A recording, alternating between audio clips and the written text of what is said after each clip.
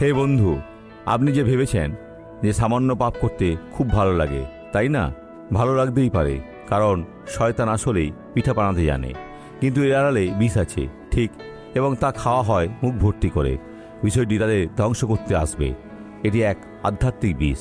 পাপ সম্বন্ধে বাইবেল কি বলে তা দেখুন। রোমীয় পুস্তকের 6:23 পদ, কেননা পাপের বেতন মৃত্যু, আর শয়তান এটা চুরি করে না। সে নিশ্চিতভাবে পাপটাই পৌঁছে দেয়। সে মালপত্র সরবরাহ করে, কিন্তু ঈশ্বরের অনুগ্রহ দান মৃত্যুকে ভুলে যান। আসুন আমরা আঁকড়ে ধরি ঈশ্বরের বিনামূল্যের উপহারকে, আমাদের প্রভু যীশু খ্রিস্টেতে অনন্ত জীবন। বিদ্রোহ চালিয়ে যাওয়া ঠিক নয়। আপনি গির্জা থেকে নিজেকে দূরে সরিয়ে নিয়েছেন, আপনি প্রভুর খোঁজে যাওয়া বন্ধ করে দিয়েছেন। এটা ভুল।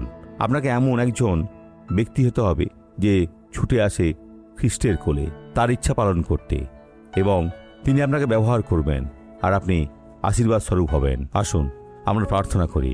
পিতা, আমরা প্রার্থনা করি, আমরা আকুতি জানাই, আমরা মধ্যস্থতা করি, এবং আমরা ধন্যবাদ জানাই। তুমি যা কিছু করেছো তার সবকিছুর জন্য তোমাকে অসংখ্য ধন্যবাদ। আমি দাবি করি যে এই জীবনের সমস্ত মন্দ চলে যাও, পিছু হটো, তুমি থাকতে পারবে না, তোমাকে চলে যেতেই হবে যিশুর নামে।